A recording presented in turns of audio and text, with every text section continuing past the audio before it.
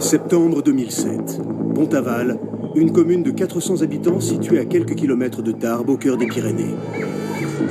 Depuis quelques jours, ce village d'habitude si paisible est le théâtre d'événements atroces. En 30 ans de chasse, je n'ai jamais entendu ça. Le corps était véritablement en lambeaux. Arrachement ligamenteux, viscères dévorés. Si c'était un être humain qui était responsable de tout cela, il devait davantage se rapprocher d'une bête que d'un homme. C'était des grognements énormes. On était face à un monstre. En quelques jours à peine, 4 personnes, toutes du village, sont sauvagement assassinées près de chez elles.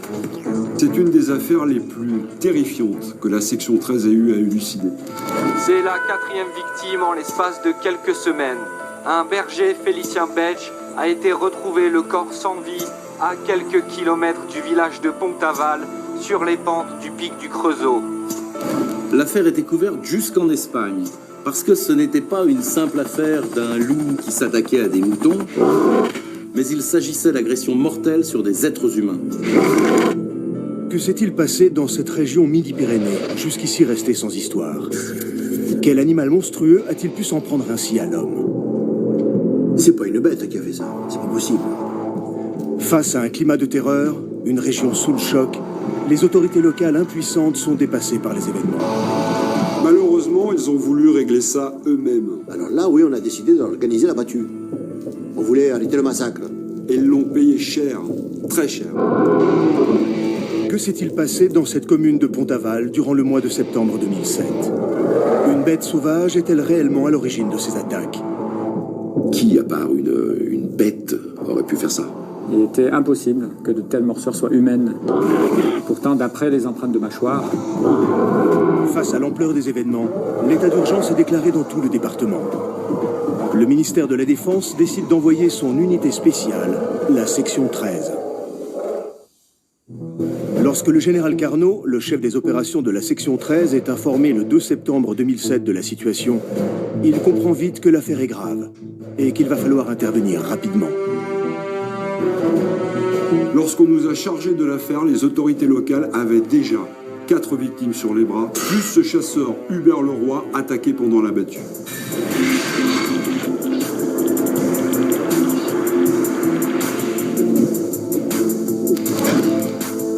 À son arrivée à Pont-Aval, la section 13 trouve un village dont la population est traumatisée par ces attaques sordides.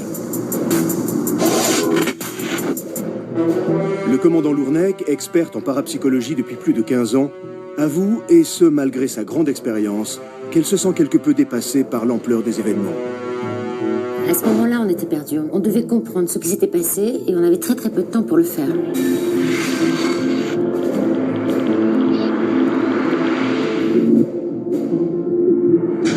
Nous sommes arrivés après le massacre.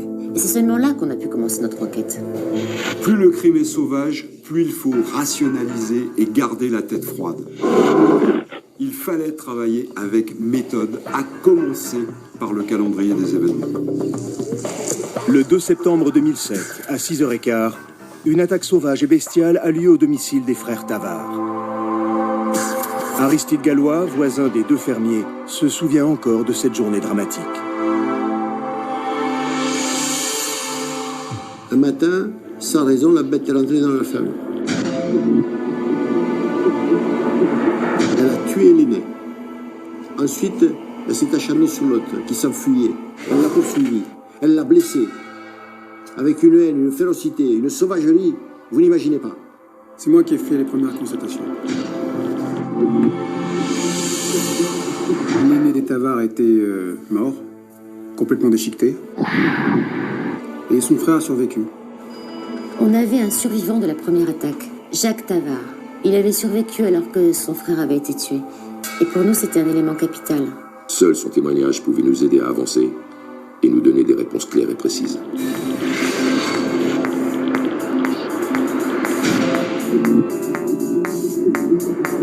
Il fallait qu'on l'interroge au plus vite. Le capitaine Brunel, un investigateur de terrain hors pair, sait de par sa grande expérience qu'une affaire doit être traitée dans les premières heures qui suivent un homicide. Sans perdre une seconde, le capitaine Brunel se rend au chevet du miraculé.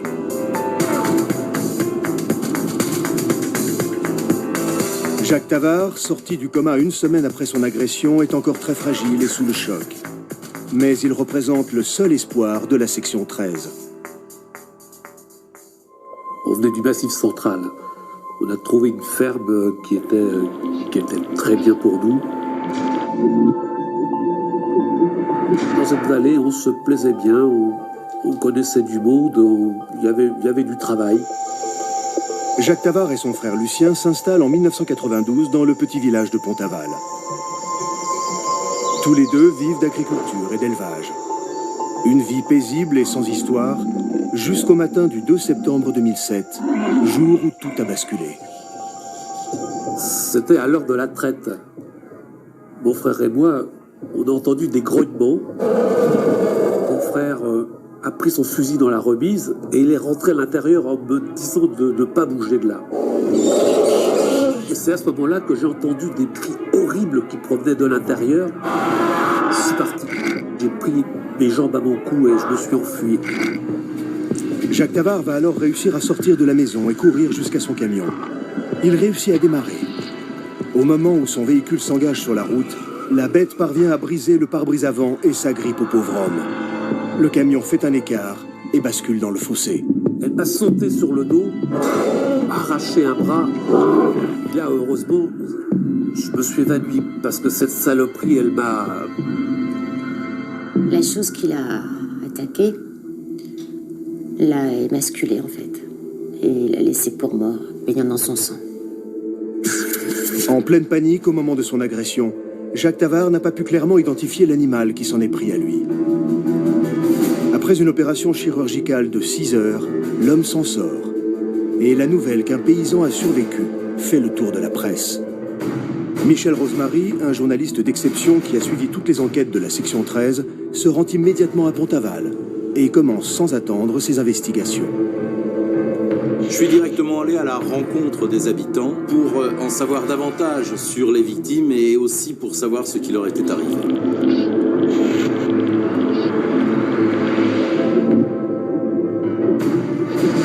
Le frère rescapé n'a même pas eu le temps de sortir du coma qu'une autre attaque survient. Et cette fois, c'est une vieille femme dans son jardin. Quelques heures après l'attaque des frères Tavard, c'est Madame Camus, une vieille femme bien connue du village, qui est retrouvée morte dans sa propriété. La série noire continue. La seconde attaque était tout aussi bestiale. La bête lui a enfoncé le crâne, on ne sait pas comment. Autre découverte capitale cette fois, Madame Camus n'avait aucune morsure, juste des coups sur le crâne avec un outil. Cet élément est très intrigant car c'est l'unique victime à avoir été agressée de cette façon. C'est vrai que c'est horrible à dire, mais l'homicide de Madame Camus était presque propre comparé aux autres. Les premiers éléments d'enquête concernant le premier meurtre, celui de Lucien Tavard, ainsi que les blessures constatées sur son frère survivant Jacques Tavard, ne permettent pas d'établir de similitude avec l'assassinat de Madame Camus. Celle-ci ne présente aucune trace de lacération ou de morsure. Le mode opératoire est différent. Madame Camus est décédée suite à une multitude de coups extrêmement violents portés sur son crâne. La section 13 a à peine le temps de se pencher sur le cas de la pauvre femme qu'un nouveau drame survient. Ce matin à 10h30, c'est un groupe de randonneurs qui a prévenu les services de la gendarmerie. Ils ont découvert le corps sans vie d'un berger de la région. Selon nos premières informations recueillies auprès des enquêteurs, l'homme se serait fait violemment agresser par une bête sauvage. Le commandant Berthier, affecté à la gendarmerie locale, arrive en premier sur les lieux du drame. On le retourne, et puis on se rend compte qu'il est émasculé. On se rend compte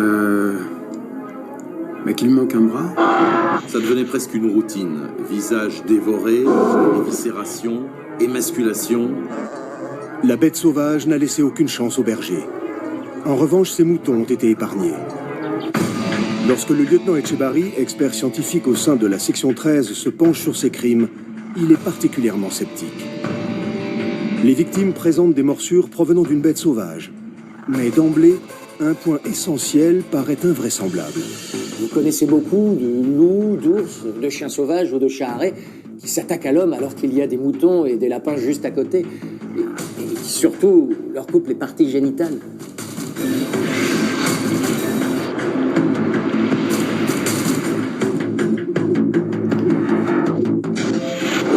Des agriculteurs agressés et sauvagement tués. Une dame âgée, puis un berger. Les habitants de Pont-Aval, sous le choc, n'en peuvent plus. Ça nous a foutu la rage. On s'est dit, mais qu'est-ce qu'ils foutent, les gendarmes? Qu'est-ce qu'ils foutent? Il faut arrêter ce massacre. Les chasseurs s'étaient rassemblés sur la place du village et ils parlaient d'organiser une battue. On a essayé de les raisonner. On voulait arrêter le massacre. On voulait venger tous ces gens. Ils se sont dispersés. Puis après, on a appris qu'ils sont partis dans la montagne pour faire cette fameuse battue. On a pris les Takivalki, les meilleurs chasseurs du village. Hubert, par exemple. 15 ans de chasse, un coup d'œil sûr, hein. Un sage, pas un excité. Quand j'y pense... Le 5 septembre 2007 à 11h40, tous les chasseurs du village décident, malgré l'interdiction de la gendarmerie locale, de partir traquer cette bête à l'origine de ces terribles massacres. Les télévisions locales et espagnoles sont envoyées sur place. On était quatre équipes de télévision à couvrir l'événement. Et inutile de vous dire qu'on était tous à l'affût du moindre scoop. Ignorant tous des dangers auxquels ils s'exposent, les habitants s'organisent afin de venir à bout de ce qu'ils pensent alors être un simple loup. Ces hommes ne savaient absolument pas ce à quoi ils allaient se confronter. Cette battue d'ailleurs avait été formellement interdite par le préfet. Ils avaient décidé de s'aventurer dans une chasse dont le but était de traquer la bête. Mais en réalité, c'est eux qui se retrouvaient traqués.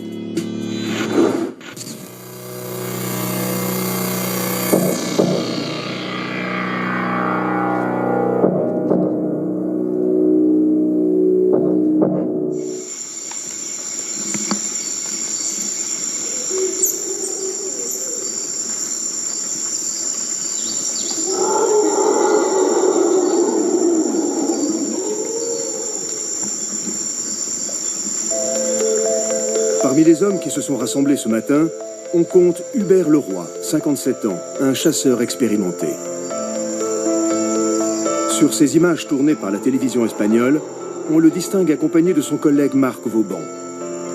Ce sont les dernières images d'Hubert Leroy vivant, car au bout de cette tragique battue, il va trouver la mort. Allez, appelez du secours! Aristide Gallois, ancien ami et compagnon de chasse d'Hubert Leroy, a accepté de revoir et de commenter les images de ce terrible drame.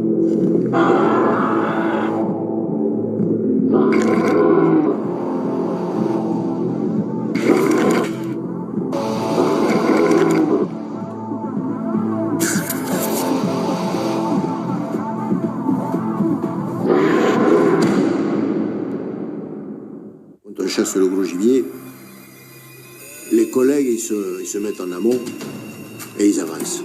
Et ils poussent le gibier vers nous. Sauf que là, c'était pas le gibier qui nous attendait dans les forêts. Ce qui est malheureux dans cette battue, c'est que vous avez 25 chasseurs lourdement armés, prêts à tirer au moindre mouvement, et seulement 3 rabatteurs isolés. En fait, s'ils avaient eu connaissance du mode opératoire par lequel les victimes avaient été sauvagement agressées, ils n'auraient jamais laissé ces 3 rabatteurs seuls à 2 km de leurs collègues. C'est vrai qu'avec le recul, on n'avait pas conscience du danger. On était en permanence en communication avec eux. On avait les Takivalki. On pouvait nous appeler à tout moment. Ça s'est pas fait. Sur ces images tournées par la télévision espagnole, on distingue les 3 rabatteurs accompagnés d'un journaliste. Dans un premier temps, le rabatteur Alexandre Jass et le journaliste Victor Leroux partent s'embusquer sur le flanc droit de la montagne. Quelques minutes plus tard, c'est au tour de Marc Vauban, sur la droite de l'image, de partir se positionner à 1,5 km du rabatteur. Hubert Leroy se retrouve alors seul et part se positionner 900 mètres plus loin sur le flanc du pic du Creusot.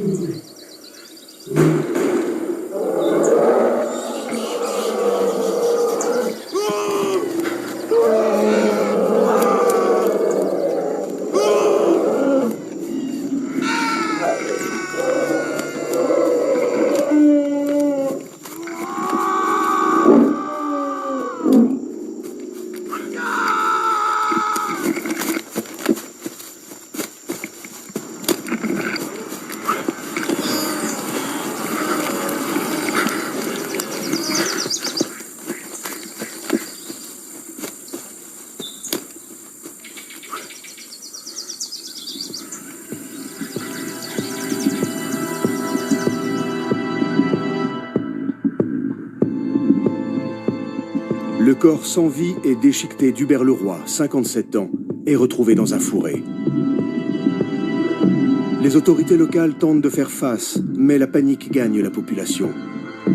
Après cette battue dramatique qui s'est soldée par la mort d'un nouveau villageois, par décision préfectorale, l'accès à la montagne a été formellement interdit. La mort d'Hubert, un chasseur très expérimenté, est celle de trop. Dès cet instant, les villageois réalisent alors qu'ils n'ont peut-être pas affaire à un simple animal sauvage, mais à quelque chose qu'ils ont peut-être toujours voulu ignorer. Très rapidement, les villageois ont parlé à mes enquêteurs de cette légende, l'histoire de la bête. J'y croyais pas, moi, avant cette histoire de bête. Je pensais que c'était une rumeur pour effrayer les gosses. Mais là, on était bien obligé de se rendre à l'évidence. Ce n'est pas un loup qui fait ça. En recoupant divers témoignages et en étudiant les archives de la brigade locale, on a trouvé beaucoup d'éléments relatifs à cette histoire étrange. C'est qu'il y a 20 ans qu'on en parle de cette bête. J'ai effectué les recherches dans les archives de la presse locale. Et j'ai retrouvé une dizaine d'articles consacrés à ce sujet. Tous étaient liés à des attaques sauvages ou à des disparitions étranges. Chiens errants, loups, animal sauvage, même monstres. Personne ne sait réellement ce qui se cache dans cette forêt. Les gens étaient terrifiés. On avait des centaines de versions de témoignages, c'était impossible d'y voir clair.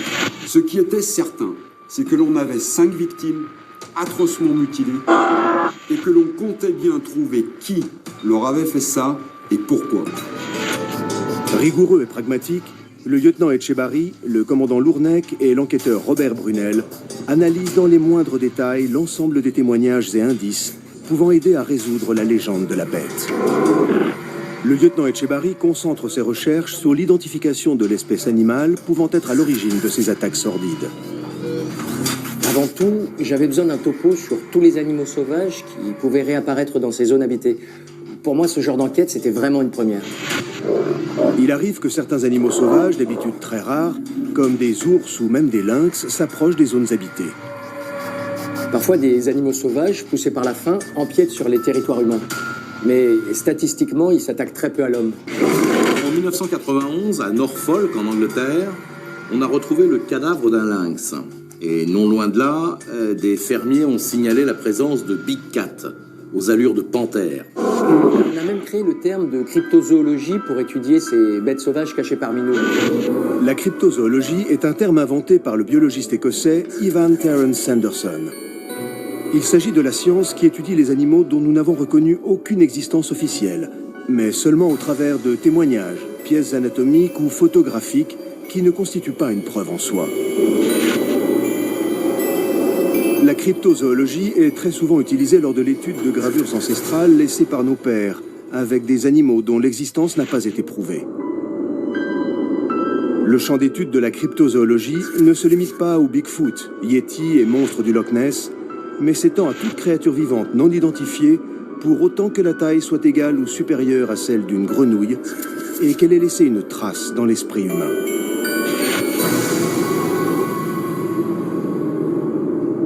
On avait peu d'éléments, on était en attente des conclusions du médecin légiste, mais on avait cette vidéo, la vidéo du corps d'Hubert déchiqueté. Donc on se l'est repassé des centaines de fois à la recherche d'un indice, mais on n'arrivait pas à déterminer quel animal avait pu faire ça. Malgré l'examen méticuleux de la vidéo tournée par la télévision espagnole, ainsi que l'analyse des traces et prélèvements effectués sur les lieux du drame, la section 13 ne parvient pas à trouver de réponse. C'était assez décevant. Impossible de savoir quel animal le chassait. Je comptais sur la médecine légale pour nous faire avancer, parce que c'est la seule discipline capable d'analyser une morsure. Si par exemple un requin laisse une morsure de 50 cm, on sait que sa taille va être de 6 mètres. C'est très précis. Les enquêteurs de la section 13 vont se baser sur la taille des morsures, afin de déterminer quel type d'animal a pu commettre un pareil carnage. Le lieutenant Etchebarri va analyser en laboratoire la salive prélevée sur le corps des victimes, afin d'identifier un éventuel ADN. Les premières conclusions du médecin légiste s'avèrent être particulièrement troublantes. Quand le légiste nous a communiqué ses résultats, je lui ai fait répéter pour être sûr d'avoir bien compris.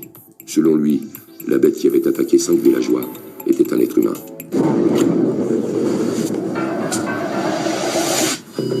Comment expliquer qu'un être humain soit à l'origine d'un pareil massacre?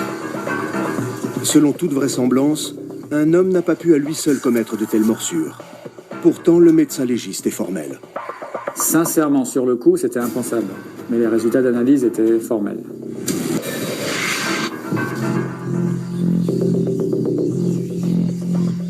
J'ai spécifié que les traces de morsures relevées sur la victime provenaient d'une denture humaine, mais que la salive et autres traces d'ADN relevées sur les corps ne correspondaient pas à un génotype humain. D'après le rapport du docteur Lafaux, le responsable de ce carnage serait donc mi-homme, mi-bête. Très franchement, j'avais du mal à y croire. Je m'attendais pas à ça. Comment penser que ce soit quelqu'un qui puisse faire ça? À l'époque, on pensait qu'il se plantait, qu'on se foutait de nous. Je savais qu'on aurait du mal à croire à ces résultats. Pourtant, l'ADN humain ressemble à 99,4% à celui du chimpanzé. Sauf que le singe a 24 paires de chromosomes, soit 48 chromosomes. Et l'homme, 23 paires de chromosomes, soit 46 chromosomes. Eh bien, notre bête en avait 47. 47 chromosomes, j'avais jamais vu ça. Selon nos spécialistes, c'était un ADN partiellement humain, une sorte de chaînon manquant. Les conclusions médico-légales tombent. Elles sont indiscutables.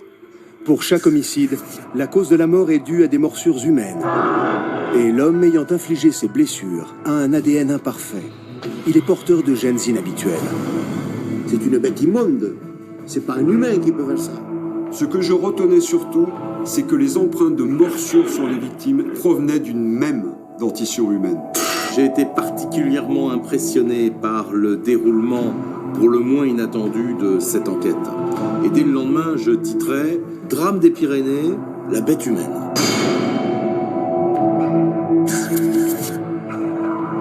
Nous savions que le temps était compté et qu'il fallait faire vite avant qu'un nouveau drame n'ait lieu.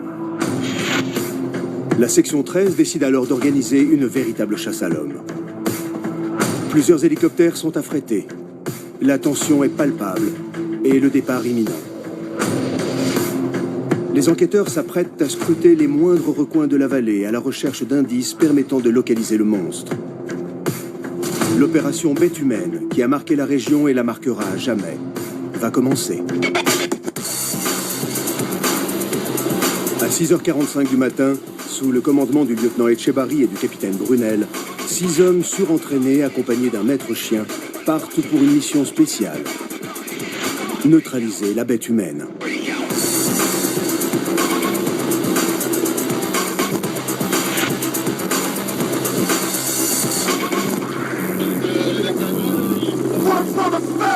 La forêt pyrénéenne est particulièrement dense.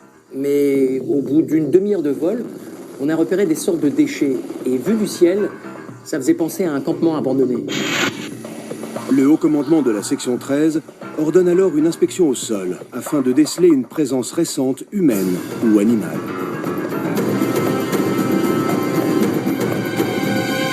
Nous avons été lettrés sur place et il y avait Etchebarri, la section locale de la gendarmerie, qui nous avait accompagnés au sol. On a tout de suite compris qu'on était au bon endroit parce que les traces retrouvées au sol montraient clairement qu'il s'agissait d'un campement abandonné depuis quelques jours seulement. Le bois carbonisé avait été éparpillé un peu partout, comme pour effacer tout indice d'une présence humaine. Le maître chien qui nous accompagnait nous a signalé qu'il y avait une piste et tout de suite on l'a suivi. Le chien a littéralement filé à travers la forêt. On a marché environ 2 km à travers une végétation très dense, avec des petites parties rocheuses à escalader. La zone était particulièrement sauvage. Ils ne le savent pas encore, mais les deux enquêteurs n'ont jamais été aussi proches de la bête. Et ils ne vont pas tarder à le comprendre. Le chien s'est subitement arrêté et il est revenu dans les pieds de son maître comme si quelque chose l'effrayait. Ce chien avait littéralement la trouille. Je me souviens de l'avoir caressé pour l'apaiser, mais il tremblait. C'est sûr que quand un berger allemand, une force de la nature, est terrorisé, vous vous dites que ce qu'il a flairé, c'est pas bon du tout. Et on avait tous en tête les corps des victimes. On savait très bien que ce que l'on était en train de traquer était d'une force et d'une violence inouïe. Je suivais toute l'opération par radio. Etchebarri m'a indiqué que le chien refusait de continuer. Et à ce moment-là, dans le talkie-walkie, j'ai entendu un hurlement bestial indescriptible. J'avais jamais entendu des grognements pareils. Mi-animal, mi-humain, franchement ça glaçait le sang. On est resté le plus calme possible. Le moindre mouvement de panique aurait pu nous faire repérer immédiatement. En plus, on était une dizaine d'hommes au sol et on avait un chien qui refusait d'évoluer. En difficulté, les membres de la section 13 décident de continuer l'inspection de cette zone montagneuse. Les cris entendus semblent s'éloigner. Le capitaine Brunel et le lieutenant Etchebarri tentent de suivre la bête. Au bout d'une demi-heure de marche, ils repèrent alors une maison en partie détruite, de laquelle semble sortir une légère fumée. Des hurlements sont de nouveau entendus et proviennent de l'habitat en ruine. Etchebarri nous a fait comprendre que si l'on montait jusqu'à l'habitation, il y avait de fortes chances pour que la bête ne revienne jamais. On a été repérés. Il était évident qu'à notre arrivée, la bête aurait décampé. Il avait dû analyser que la situation était trop dangereuse pour lui. Et puis j'étais quasiment sûr qu'il ne nous attendrait pas bien sagement dans son habitation. Le lieutenant Etchebarri est alors convaincu que l'habitation a un lien avec la bête. L'endroit suspecté pourrait bien faire office de repère. Nous étions environ à 400 mètres de cette habitation, mais nous n'avions aucun visuel parce qu'à cet endroit, la végétation est très dense. S'il s'agissait d'un être sauvage, il y avait fort à parier qu'il ne remette jamais les pieds dans ces lieux. On aurait en quelque sorte souillé son espace de vie, on y aurait déposé nos odeurs. Et j'imaginais assez bien cet être décider de partir s'installer plus loin dans la montagne. Et là, autant dire qu'on serait reparti à zéro. Les membres de la section 13 vont alors mettre au point un ingénieux dispositif afin de surveiller la bête. On a décidé d'installer une caméra sur un mât télescopique, juste à l'endroit où nous nous trouvions. C'est une caméra HF qui permet d'envoyer les images qu'elle capte sur un récepteur vidéo. Une sorte de caméra de surveillance dotée d'un système d'analyse thermique.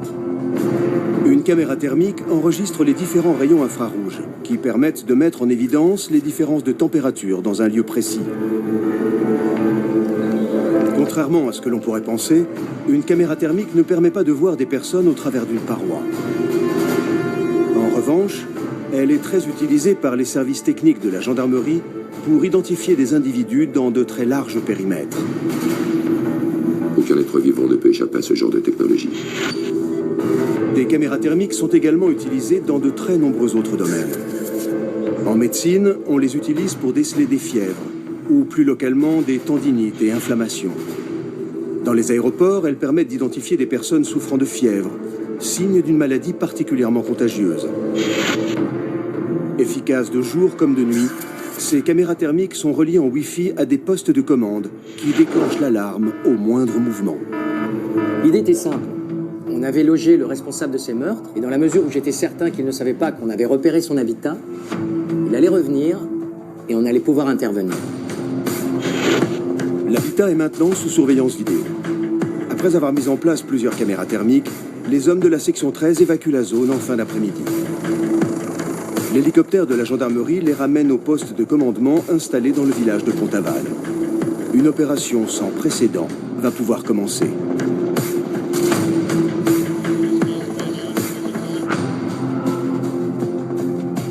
Le terrain étant escarpé et difficile d'accès, il fallait, pour que le piège fonctionne, intervenir rapidement et discrètement. Il fallait intervenir par les airs, et la solution la plus efficace, c'était le drone. Un engin sans pilote, extrêmement discret et particulièrement rapide. Un drone est un avion miniaturisé et télécommandé pouvant emporter des charges utiles, destinées à des missions de surveillance, de renseignement, de combat ou de transport. Ces avions sans pilote sont très utiles dans les opérations à haut risque. Le drone a été équipé pour l'occasion de grenades à gaz paralysant. Ce type de gaz se répand très rapidement sur une zone très large. Il n'est pas particulièrement dangereux pour l'organisme, mais il a l'avantage d'immobiliser et d'affaiblir considérablement tout individu qui l'inhale pendant plusieurs heures. Une fois le drone passé sur zone et la cible gazée, on avait cette fois le temps d'intervenir par l'hélicoptère et surtout d'interpeller ce monstre. Sauf que rien ne s'est passé comme je l'avais imaginé.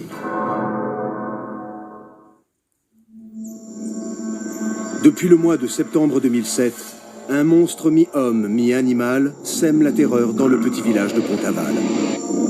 Ce monstre a déjà fait 4 victimes. 2 bergers, une vieille dame et un chasseur. Seul Jacques Tavard, un agriculteur, a survécu miraculeusement. Fait extrêmement troublant, certaines de ses victimes ont été émasculées. Les villageois à bout de nerfs ont tenté de mettre fin au massacre, mais la battue organisée s'est soldée par un drame. Face au risque évident de récidive, la section 13 n'a que très peu de temps pour neutraliser le monstre. Leur seul espoir, envisager que la bête retourne vers son habitation.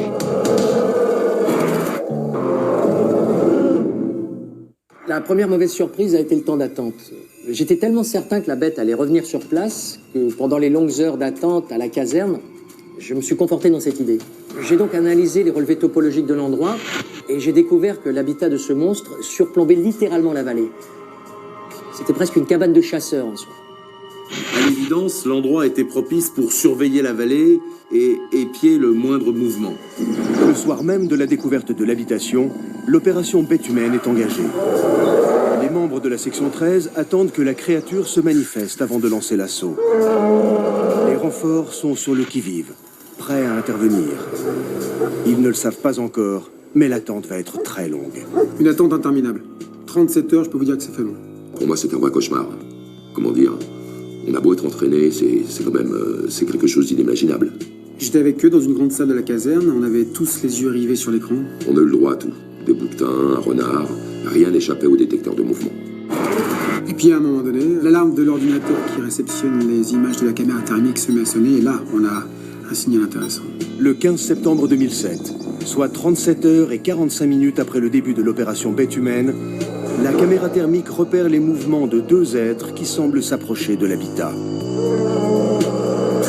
Au même moment, les capteurs sonores dissimulés dans la montagne retranscrivent les hurlements qui semblent venir du même endroit.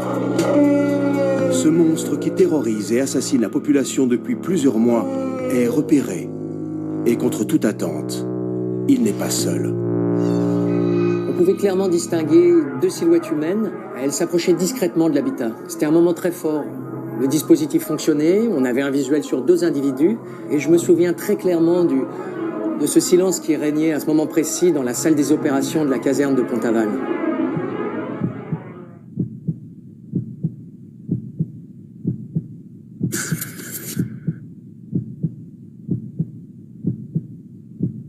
Au bout de 5 longues minutes, les deux suspects ont fini par rentrer dans l'habitat. Et là, j'ai donné l'ordre d'envoyer le drone armé. Le drone contenant le gaz paralysant arrive sur zone au bout de 4 minutes. L'ordre est alors donné aux membres du GIGN de se diriger en hélicoptère vers l'habitation suspecte. Leur objectif, capturer le monstre. L'opération s'est déroulée exactement comme prévu. Ils sont partis 8 minutes après que le drone a gazé la zone. En l'espace de quelques secondes, les membres du GIGN équipés de masques à gaz sont élitreillés sur place. Les 10 hommes spécialement entraînés pour ce type d'intervention vont pouvoir appréhender les deux mystérieux individus. On est arrivé sur site en pleine nuit, on a été élitreillés sur place et on a tout de suite appréhendé les deux suspects dans l'habitat. Je leur ai indiqué par radio que les deux individus semblaient totalement immobilisés. Le gaz paralysant que l'on avait largué sur zone semblait avoir fonctionné. Et j'ai donc donné le feu vert pour l'interpellation. On a jeté tout de suite une grenade éclairante et là on a vu la silhouette de cette femme, elle était au sol et juste à côté il y avait cet homme à moitié préhistorique, une sorte, une bête. C'était une bête. Un des membres du GIGN s'est alors approché de l'homme qui ne bougeait absolument pas et en l'espace d'une fraction de seconde, il lui a littéralement sauté à la gorge. C'était impossible qu'il parvienne même à se retourner. Pourtant, on sentait bien qu'il peinait à faire le moindre mouvement, mais il y arrivait. Il s'est redressé, il s'est agrippé une sorte de barre dans la baraque, et là, il a littéralement sauté à la gorge de mon collègue et il lui a arraché le masque à gaz, et là, moi, tout de suite, j'ai tiré.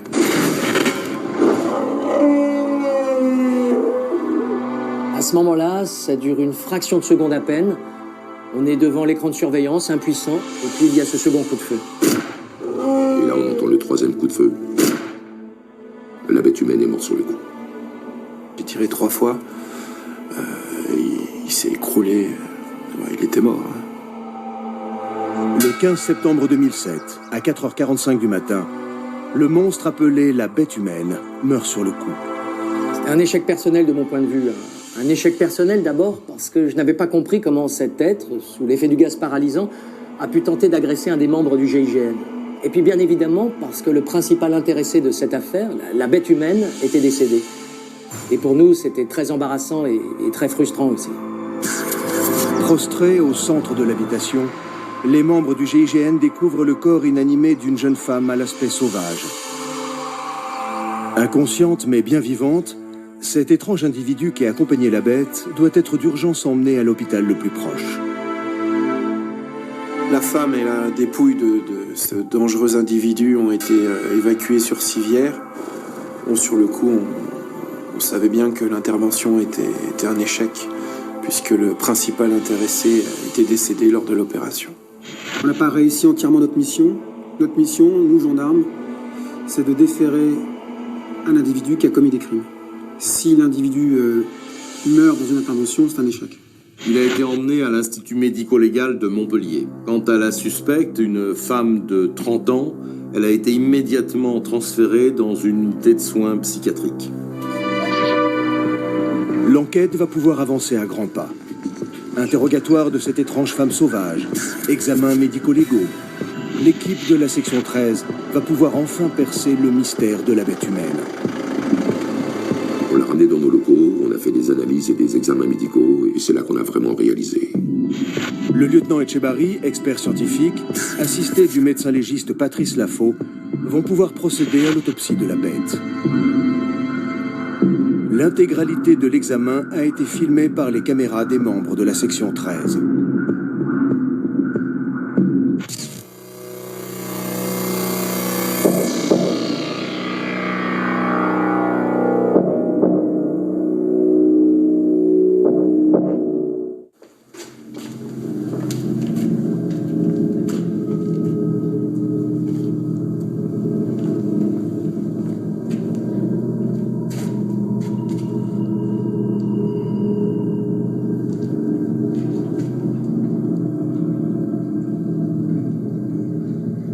Des traits simiesques. D'après la structure et la position de la langue, on comprend très vite que cet être n'est doué d'aucune faculté langagière. Il ne savait pas positionner sa langue. Tenant sa gorge repliée, sa tête enfoncée dans les épaules, on est face à la dépouille d'un être primitif. L'aspect de l'homme est impressionnant. Homme-bête monstrueux, entre 50 et 60 ans, chevelure hirsute, un faciès d'un autre temps. On a peine à croire que cette chose soit humaine. Quand on découvre ce corps, on a vraiment l'impression d'être confronté à un homme des bois, un homme qui n'en est pas un. De par ne serait-ce que ses traits simiesques, je ne vous cache pas que l'individu est extrêmement impressionnant. Je n'avais jamais vu ça de toute ma vie, jamais. On était face à un monstre. Un monstre. Les morceaux de chair prélevés sous les ongles et dans la dentition de cet individu surnaturel laissent imaginer la force surhumaine avec laquelle il venait à bout de ses victimes. Cet homme que nous avons vu, qui était capable d'arracher un dos, un bras, une jambe, il fallait avoir une force incroyable. Il se servait même de ses dents pour y basculer. Vous vous rendez compte de pouvoir faire ça? Un jour, nous les humains, on a tous parlé la même langue. On appelle ça une proto-langue, faite de sons plus ou moins ordonnés. Et dans le cas de notre spécimen, sa morphologie ne permettait pas d'imaginer qu'il pouvait s'exprimer. Alors, il était capable très certainement de pousser des cris, des grognements semblables à ceux d'un animal sauvage, tout au plus. Selon les enquêteurs et d'après les rapports légistes, cette bête humaine aurait vécu des années durant à l'état sauvage. Nous avons prélevé la matière couvrant son visage. Il y avait du sang des victimes, des excréments. Ses dents étaient pourries, cariées, et il souffrait déjà de terribles rhumatismes au niveau des articulations. Ce qui nous a fait dire que cet être aurait vécu encore 2 ans au maximum s'il n'avait pas été tué pendant cette opération. Les enquêteurs tiennent enfin des preuves irréfutables permettant d'incriminer le suspect. C'est donc bien cet être, mi-homme, mi-bête, le responsable de ces crimes sordides. L'ADN correspondait en tout point à celui de la salive relevée dans les morsures des victimes. Et l'empreinte de sa mâchoire aussi. Surtout, nous étions sûrs de tenir notre criminel. Et maintenant, à savoir qui il était vraiment. Comment un homme sauvage, aux traits préhistoriques, a-t-il pu vivre caché au cœur des Pyrénées pendant tant d'années? Pourquoi s'en est-il pris aux habitants de Pont-Aval, en les assassinant sauvagement par lacération, éviscération et, pour certains, émasculation? En étudiant les caractéristiques physiques de cet étrange individu, les membres de la section scientifique dirigée par le lieutenant Etchebarri vont faire une découverte incroyable. Les rapports génétiques et morphologiques ont permis d'établir avec certitude la parenté de la bête humaine avec une espèce d'homme hors du commun qui a vécu jusqu'à la fin des années 70. Ces êtres étranges au code génétique unique vivaient dans les Pyrénées et s'appelaient les Cagots. Les Cagots étaient un peuple étrange des Pyrénées qui vivait ici pendant des siècles en véritable paria. Hommes maudits qu'on accusait d'apporter la peste, ils vivaient à l'écart comme des bêtes. Le Cagot était assimilé aux lépreux et aux pestiférés. Véritable exclu de la société, les Cagots ne se mélangeaient pas avec le reste de la population. Méprisés par les autres villageois, il leur était interdit de vivre dans les mêmes quartiers, de marcher pieds nus ou de posséder du bétail. À l'église, ils ne pouvaient pas rentrer par la même porte que les fidèles, et le prêtre leur tendait l'hostie à l'aide d'un bâton. Ils vivaient en communauté, se mariaient entre eux, et tous vivaient dans les Pyrénées-Orientales, à l'endroit même où la section 13 a découvert l'habitation suspecte. La consanguinité issue de ces mariages a peut-être engendré un monstre comme une bête humaine. Après avoir approfondi les recherches sur cette créature, mi-homme, mi-bête, les enquêteurs vont se tourner vers cette jeune femme retrouvée dans l'habitation aux côtés du monstre. Hospitalisée et mise en observation sous bonne garde, la jeune femme se remet de son gazage. Qui est-elle? Comment a-t-elle pu vivre avec la bête humaine? Et surtout, qui est cette femme rendue à l'état sauvage? Des recherches sont effectuées pour savoir si des enfants de sexe féminin ou des jeunes filles ont disparu durant ces 30 dernières années. Parmi les fichiers des disparus, les enquêteurs tombent très vite sur un nom qui les intrigue. Laure Camus. Disparue depuis près de 15 ans, née de père inconnu et fille de Viviane Camus, assassinée 8 jours auparavant. La section 13 n'a qu'un seul moyen pour en avoir la certitude, l'ADN. Les examens sanguins sont effectués sur cette femme, recherche d'ADN, et très vite on comprend. L'ADN des deux femmes est comparé, et très vite les résultats sont sans équivoque.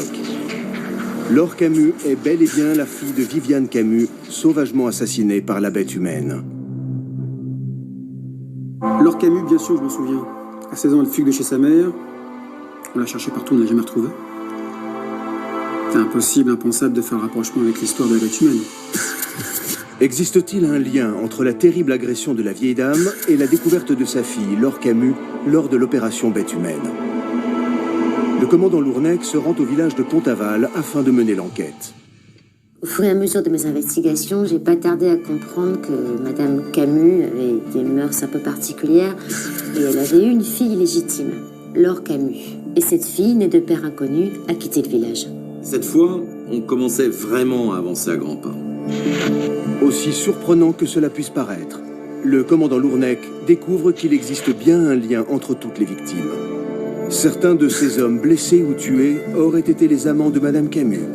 Et la vieille dame aurait eu un enfant, Laure. J'ai eu envie de... Et au fil de mes interrogations, je me suis rendu compte que Laure Camus n'avait pas fui son domicile pour rien. En fait, il se trouve que sa mère se servait d'elle pour la prostituer. En fouillant le passé des victimes, le commandant Lournec met en lumière les secrets enfouis du village. Peu à peu, elle reconstitue un puzzle sordide et complexe. Je me suis vite rendu compte que tout le monde était au courant. Simplement, on n'en parlait pas.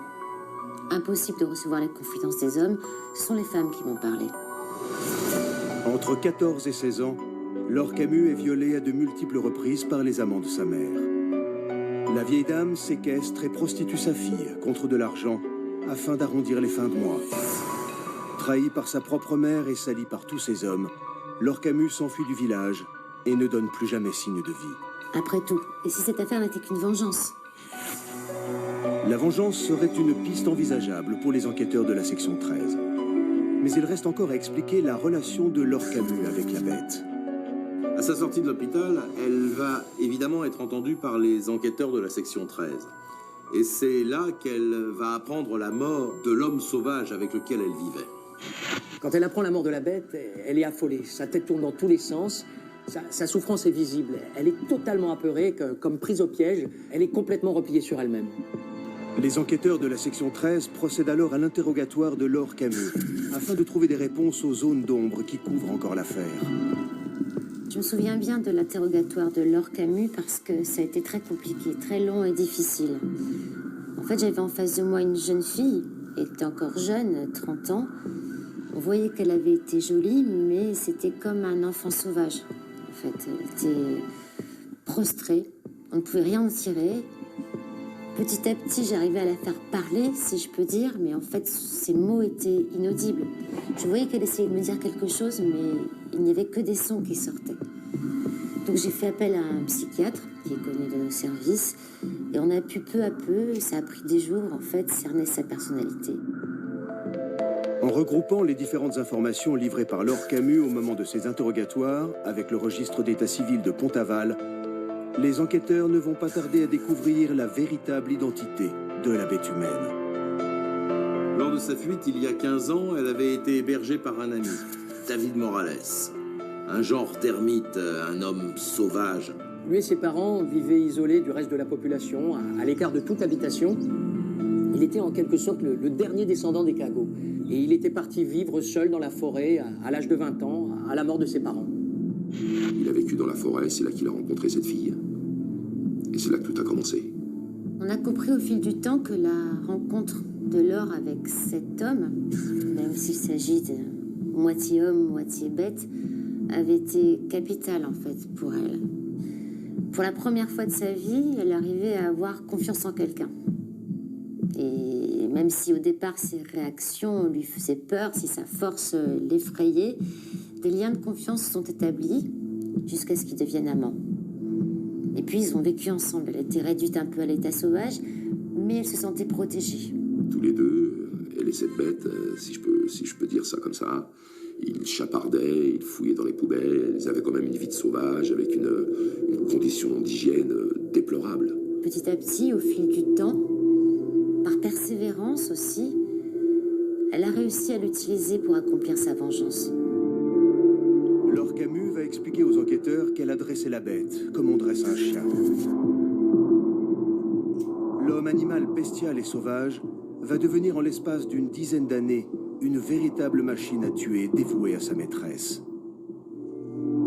La nuit, elle criait, ses cauchemars revenaient la hanter sans cesse. Et David la protégeait comme une bête protège son bien.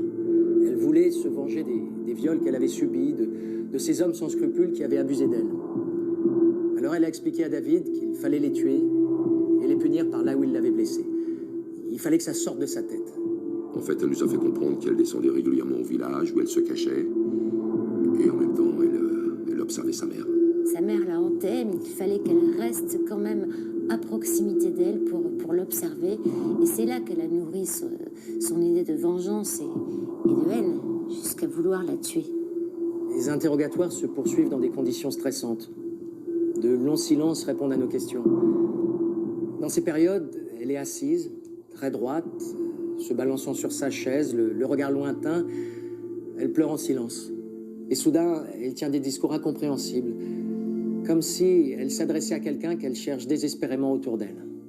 Suite à son interpellation, Laure Camus est jugée non responsable de ses actes. Dans un état psychologique très instable, elle est internée d'urgence à Montpellier en unité pour malades difficiles. Très rapidement, les médecins informent les autorités que la jeune femme est enceinte et désire garder l'enfant. Aujourd'hui, elle s'est reconstruite. Elle est retournée vivre à Pont-Aval avec son petit garçon de 7 ans et a réussi à se resociabiliser malgré les longues années passées avec David Morales, alias la bête humaine, le père de son enfant.